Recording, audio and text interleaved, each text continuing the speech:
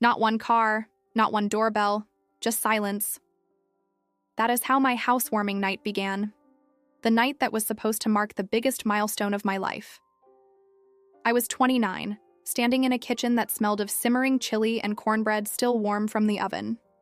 8 bowls lined the counter, waiting for laughter, waiting for family, waiting for anyone. I had strung lights on the porch, polished every counter, even chilled 1 root beer, because I knew my dad liked to pretend it was his guilty pleasure. But at 5:02, the street was empty. At 5:18, the candles flickered alone. And at 5:33, my phone buzzed, not with "we re on our way," but with a video of my younger sister Tessa revving the engine of a brand new car, my parents cheering in the background. While I was waiting to celebrate my first home, they were clapping for chrome and horsepower. By 5:41, I turned on the lights in my spotless living room. The room looked staged like a magazine spread, perfect but lifeless. I ate a bowl of chili alone, over the sink, each bite heavier than the last. My housewarming wasn't just empty, it was erased, replaced by the shine of my sister's car keys. And yet, that was only the beginning. Because as painful as that silence felt, it was nothing compared to what happened next, when my family finally showed up, not to celebrate me, but to demand what they thought they could take from me. Before I tell you how far they went, and how I finally turned it all around, I want to hear from you. Have you ever been overlooked, underestimated, or treated as less than in your own family? Comment below with your story, hit subscribe so you don't miss what comes next, and tap like to help others find this video. Because trust me, this story only gets more intense. When I was 14, my dad sat me down at the kitchen table with a yellow notepad. "You're old enough to contribute now," he said, sliding the paper toward me like it was a contract. At the top, in his block handwriting, it read, "Room and board, $100 per month." It wasn't a request. It was a bill. That summer, while my friends saved for bikes or movies, I slid wrinkled bills from my grocery store paycheck across the counter into my father's hand. He'd nod, satisfied, as if teaching me a lesson about the real world. But it didn't feel like responsibility. It felt like a fine I couldn't appeal. When I asked Mom where the money went, she smiled thinly. "Into the family," she said. When I pressed for proof, Dad laughed. A low, dismissive chuckle that still echoes in my memory. So I started keeping my own records, a notebook at first, then a file on my phone. Every payment, every emergency contribution, every dollar that disappeared into fog. Not because I was petty, but because I needed something real to hold on to. Something that told me I wasn't crazy. Meanwhile, my younger sister Tessa lived in a different reality.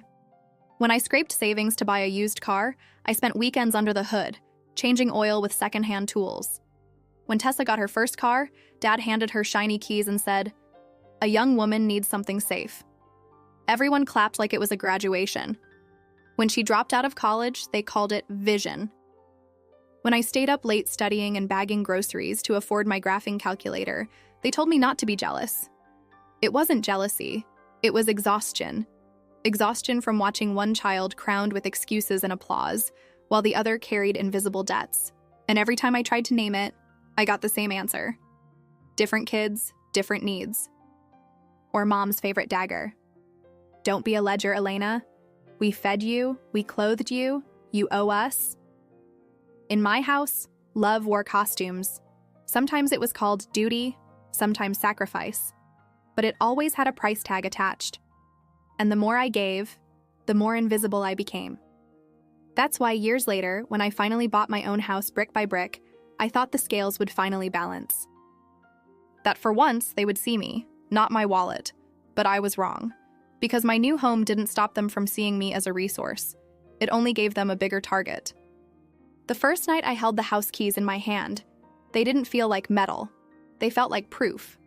Proof that I hadn't been imagining the years of sacrifice, the endless notebooks of numbers, the constant refrain of no to myself so I could finally say yes to something real. I didn't win the lottery. I didn't get a handout. I built that house the way a mason builds a wall, brick by brick, dollar by dollar. While other 20-somethings were flying to Cancun, I was folding laundry in fluorescent basements for extra shifts. When friends posted photos of brunches with mimosas, I drank burnt coffee at 5 a.m. before clocking in at my second job. Every spreadsheet row was a denial. Skip the shoes, save 80. Skip the vacation, save 300. Skip the date night, save 40. Each sacrifice was small enough that nobody noticed, but together they built walls higher than the ones that boxed me in at home. I remember the summer I turned 25. My car had no air conditioning, and Chicago heat clung like wet wool. I drove with the windows down, hair whipping, sweating through scrubs after a 12-hour shift, whispering to myself, "This is temporary. This is a brick." That mantra kept me alive. By 28, I had a ritual. Each payday, I opened my laptop and moved money like a general moving soldiers, checking to savings, savings to down payment fund. The file was labeled brick by brick. I would stare at the growing numbers like a starving person staring at bread. Not enough to feast, but enough to keep going. And then came the day. 15 signatures, a pen warm in my hand, and the title officer sliding the folder toward me. "Congratulations, homeowner," she said. My throat tightened at the word. Homeowner. My home. It wasn't a mansion. Just a 2-bedroom craftsman with a squeaky hallway and a fireplace decorated with a crooked blue fish tile. But the moment I walked through, I saw it.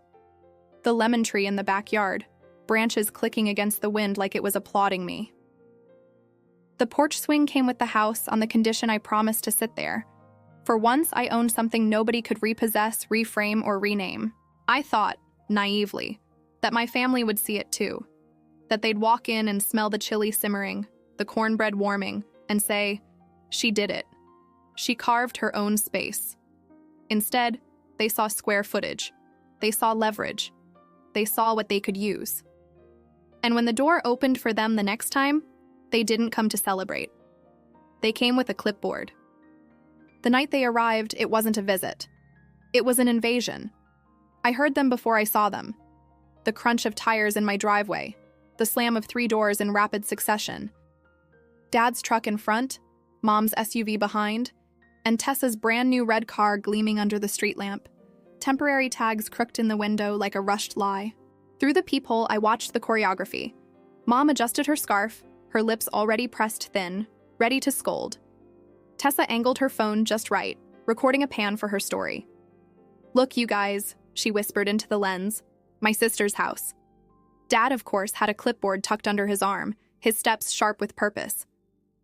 I opened the door before they could ring the bell. "Hey," I said, flat as stone.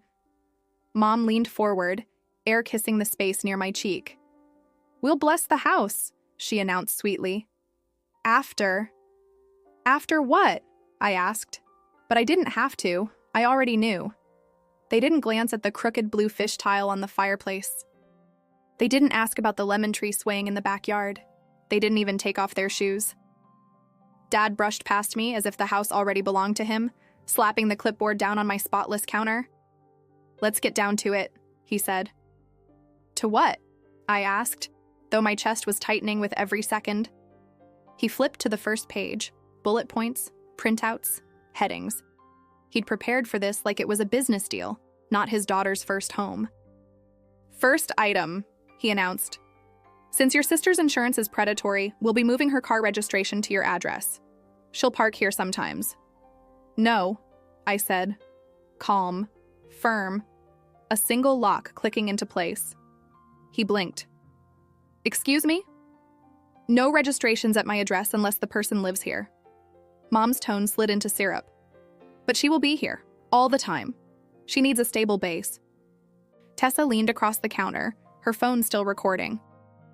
"It's not a big deal," she said. "Victimless." "It's not about crime," I told her. "It's about my name." Dad exhaled, like I was a stubborn child refusing vegetables. "You're being rigid. Next item." He flipped the page. "We'll get your father on the deed. Estate planning. So things are clean if anything happens to you." "If anything happens to me," I snapped, "my will is already signed and witnessed. No one goes on my deed." Mom's smile thinned to a knife. "We're protecting you. You don't understand how the world works." "I understand perfectly," I said. Dad tapped the third point with his pen, his eyes gleaming.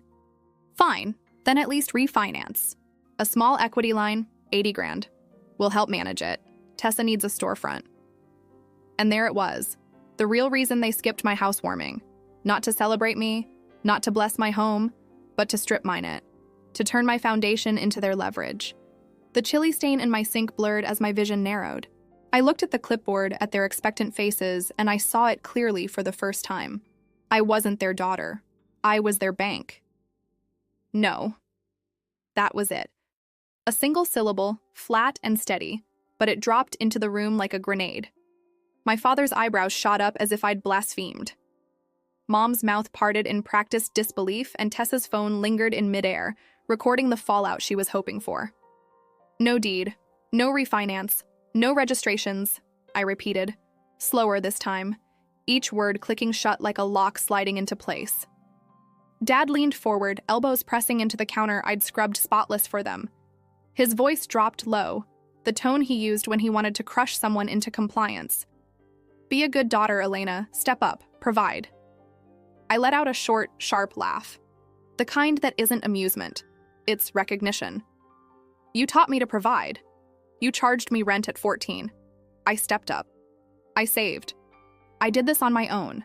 This house isn't a group project. The air thickened. Mom's eyes shimmered with tears, perfectly timed, trembling at the edge of her lashes. Why are you punishing us? She whispered. You're our daughter. We raised you. Family reallocates resources to the child in need. Your sister is launching. You're steady. You're supposed to carry more so she can fly. I straightened my back, feeling the sting of years pressing at my ribs. I just settled here. This house is my foundation. I won't let you dig it out. Tessa slammed her hand on the counter. You don't even use both bedrooms. I could move in, help with content, pay you a little. How much? I asked, my voice cool as glass. She blinked, mouth parting with no number to offer. Dad slapped the clipboard, the sound sharp as a gavel. Enough of this. Here's what's going to happen. We'll fix the deed. We'll refi. We'll register the car. You'll host Thanksgiving. You have the space. No, I said again. Calm. Precise. My heartbeat was steady now, not frantic. Each no was a brick in the walls I was finally building. Mom's tears spilled down her cheeks. Why are you punishing us? She repeated, her voice breaking for the audience she thought she had. I'm not punishing anyone, I said. I'm protecting myself. There's a difference. Tessa sneered, her voice sharp with entitlement. You're lucky. You got a house. Some of us actually need help. I needed help too, I said, locking eyes with her. I just gave it to myself. Silence slammed down. For the first time in my life, I wasn't backing down. I wasn't folding. And I could feel it. Their shock, their outrage, their disbelief that I wasn't bending to their script anymore. But what came next wasn't silence. It was a threat. Dad's finger jabbed the air like a weapon. If you do this, don't come crying when you're alone. Mom's voice followed, soft but venomous. And don't expect us to show up when you need something. I looked at the lemon sitting on my counter, bright and defiant against the spotless surface. I didn't throw it. Instead, I set my shoulders and gave them the rules. This house is mine, and here are the rules. No registrations unless you live here. No keys, no names on my deed, no loans for boutiques or saws. If Grandma needs medicine, I'll help her directly. Otherwise, this house is not your ATM.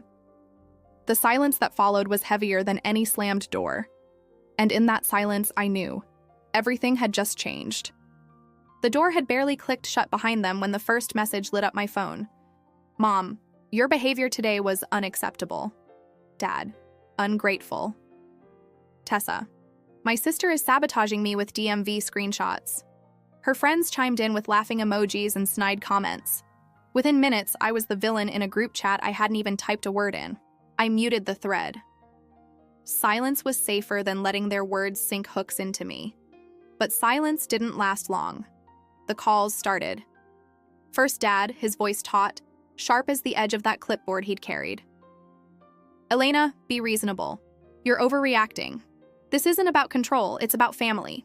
Your sister needs stability. We need to handle estate matters. Do you want to be the reason everything falls apart?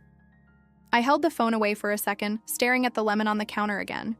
Its bright skin felt like defiance in fruit form. I brought the phone back. No, Dad, what I want is respect. And apparently that's too expensive for this family. He hung up without a word. Then came Mom, her tone swinging like a pendulum. First scolding. I can't believe you humiliated us in our daughter's home. Then pleading. If you love me, call me back. Please, Elena, don't do this. I recognized it. The script. Tears, guilt, duty, all weaponized. But it was Tessa who delivered the cruelest strike. You're just jealous. You always have been. That house doesn't make you better than us. You'll always be alone. For a moment, the words cut. My chest ached, the old sting of invisibility pressing down like a hand on my throat. But then, I remembered the empty chairs at my housewarming, the chili going cold, and I knew she was wrong, because I wasn't alone. I had myself, my work, my walls, finally strong enough to keep them out. That night, I acted. I changed my door codes, froze my credit, flagged my property records at the county. Paper trails keep reality real, and I wasn't giving them another opening. By midnight, Mom left a final voicemail. Her voice cracked, theatrical but shaky underneath. If you close the door on us, don't expect it to open again. I sat in my quiet house, the lemon tree ticking against the window in the wind. For once, I didn't feel dread. I felt relief. But relief is only the beginning. Because by the next week, their backlash wouldn't stop at words. They were about to raise the stakes and turn the entire family against me. By Monday, the whispers had already started. Not just in the family group chat, but in places I never expected. At work, a coworker leaned over during lunch. Elena, your sister posted something on Instagram about family betrayal? She tilted her phone so I could see the story. Tessa crying into the camera, mascara smudged, her shiny new car glinting in the background. She kicked us out. My own sister doesn't believe in family. She locked us out of her house. Who does that? Blood is supposed to stick. Comments poured in beneath. Some people forget where they came from. Greedy much? Be strong, Queen. The narrative was clear. I was the villain, the cold, selfish sister. By evening, Mom had picked up the baton. She called Aunt Linda, then Aunt Carol, then anyone who would listen. The story twisted with each retelling. Elena screamed at us. She disrespected her father. She doesn't understand what family means. None of it true. But truth never spread as fast as gossip. I found out the next day when Grandma called, her voice low. Why are they saying you cursed at your mother? You? Of all people? My chest tightened. I didn't curse, Grandma. I told them no. That's it. She sighed, long and weary. No can sound like a curse to people who expect yes forever. It was then I realized they weren't just angry. They were rewriting history, turning my boundary into betrayal, my refusal into cruelty. Dad's contribution was subtler but sharper. He sent out an email to the family, a carefully worded manifesto about loyalty, tradition, and daughters who forget their roots. He CC'd me, of course. Home ownership, he wrote, isn't an excuse for arrogance. True family members share their blessings. Those who don't show their true colors. He might as well have stamped my name in red ink. The fallout was immediate. Cousins unfollowed me. Old friends texted awkward questions. Even a neighbor mentioned it in passing. Rough fight with your family, huh? I saw your sister's post. They were poisoning the well, one drop at a time. But here's what they didn't know. I'd spent years keeping records. Every payment, every loan, every sacrifice I'd made while they called it love.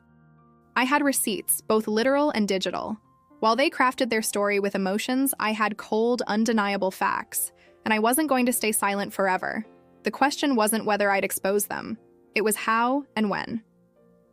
The apartment smelled like lemon and old coffee, the little comforts of a life I'd built myself. I sat at my kitchen table under a single lamp, the rest of the house dim, and opened a file drawer that had become a small archive of my life. Bank statements, old rent receipts, screenshots of texts, copies of checks I'd written to fix their cars, and a notebook where I tracked every family loan. The paper felt heavier tonight than it ever had, evidence with the weight of truth. My hands trembled, but not with fear. It was the same steady tremble I felt when I first signed the mortgage papers, an adrenaline that meant this mattered. I spread everything out like a map. Dates, amounts, names. Patterns jumped at me.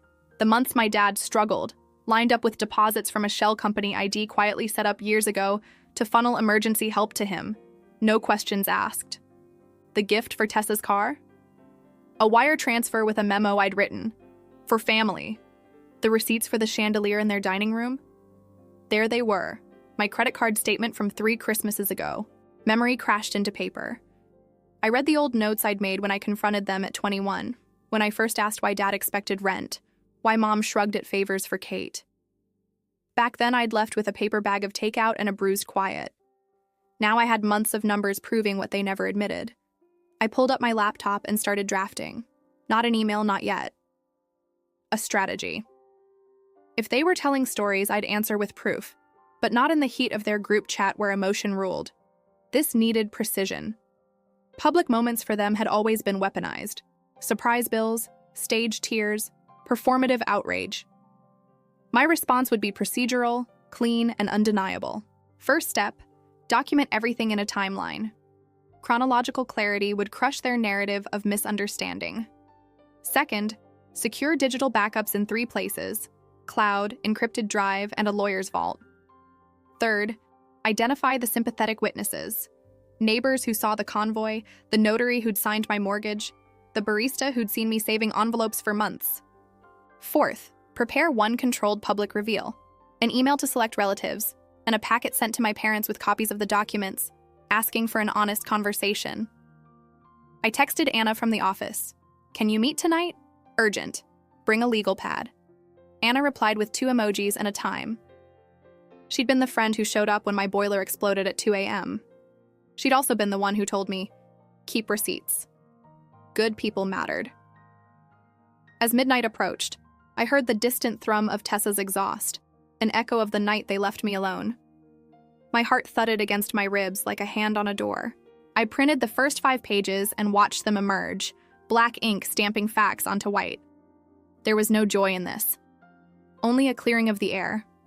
I reminded myself of Grandma's quiet voice. No can sound like a curse to people who expect yes. I was done being their default yes. I closed the folder and labeled it, Family Records, to be released. Then I set an alarm for 6 a.m. Tomorrow I would begin a sequence I'd rehearsed all night. It was meticulous, surgical, because justice rarely looks dramatic until it lands.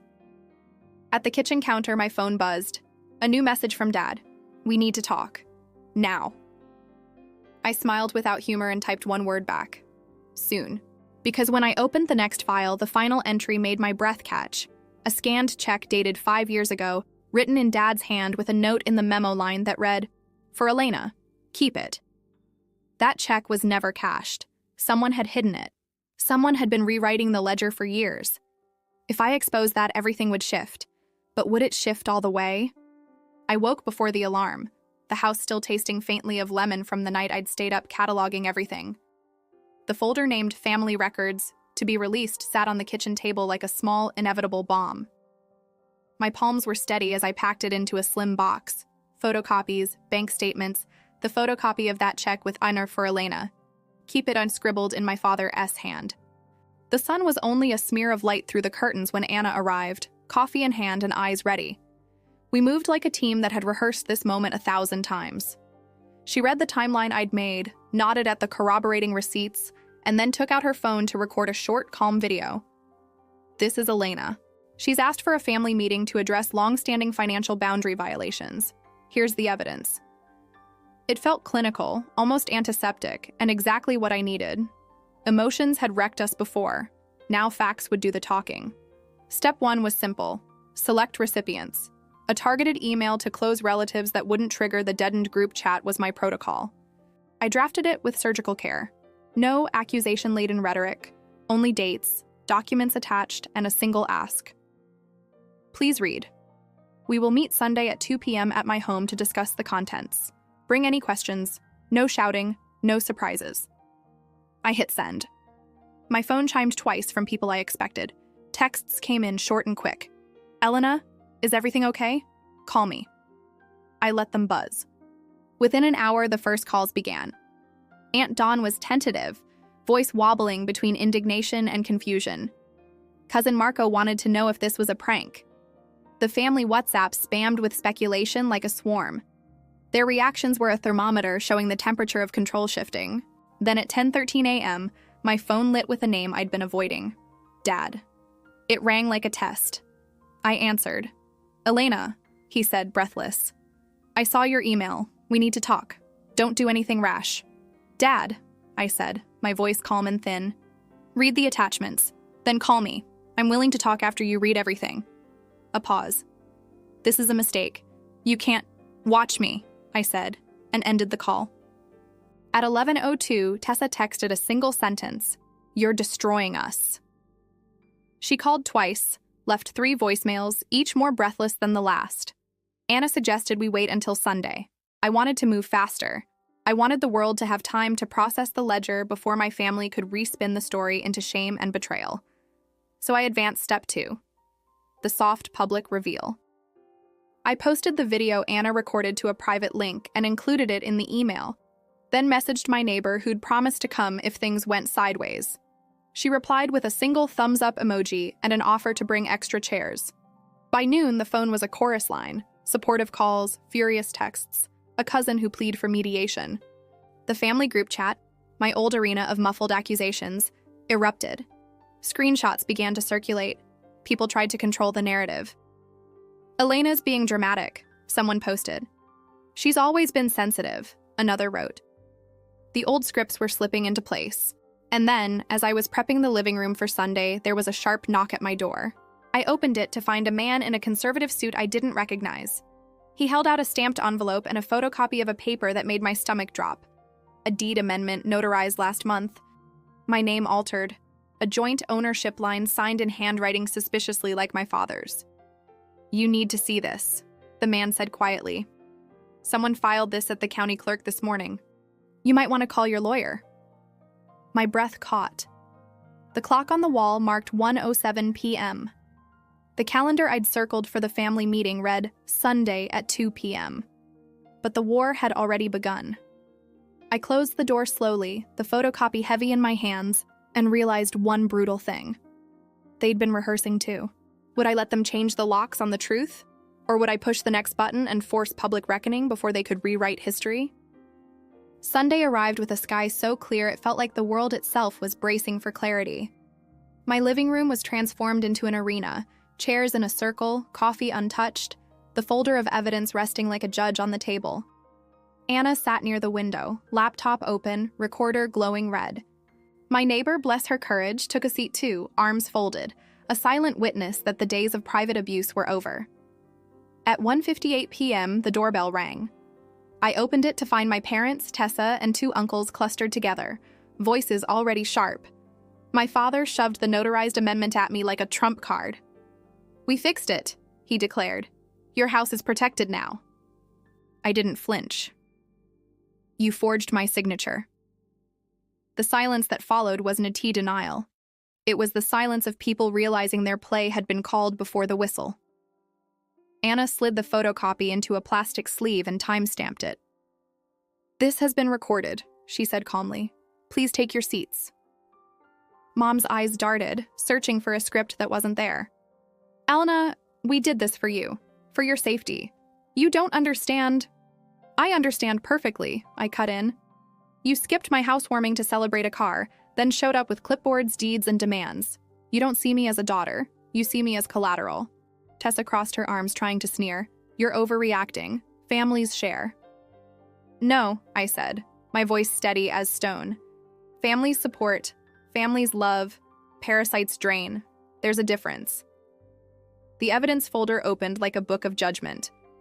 I laid down receipts from age 14 when I paid rent that vanished.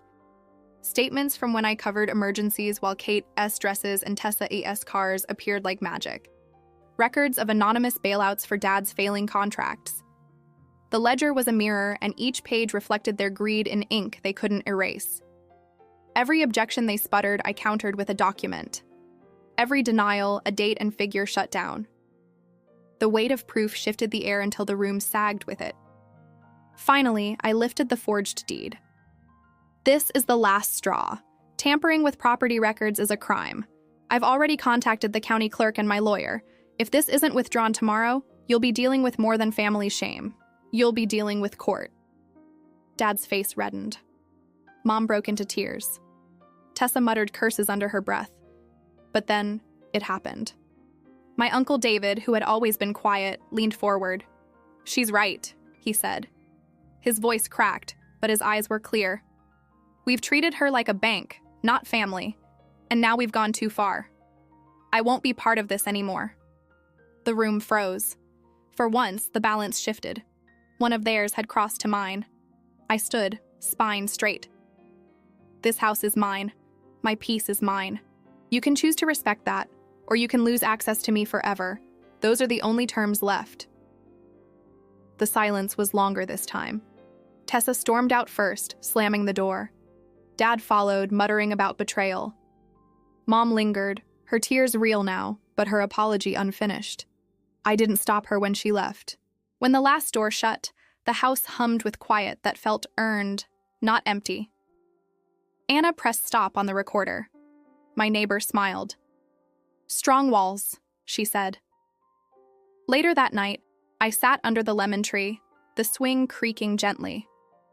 For the first time, the fruit didn't feel like a burden. It felt like abundance I chose for myself. The lesson was sharp and final. Love without respect is just control in disguise. And boundaries aren't cruelty, they're survival. So I'll ask you, listening now, what's the most satisfying boundary you've ever set? Tell me in the comments. And don't forget to subscribe and like this video for more true stories of resilience and justice. Because sometimes, the most powerful revenge isn't shouting, or fighting, or even suing. It's locking the door behind you, sitting in your own peace and realizing the only person who ever needed to believe in your worth was you.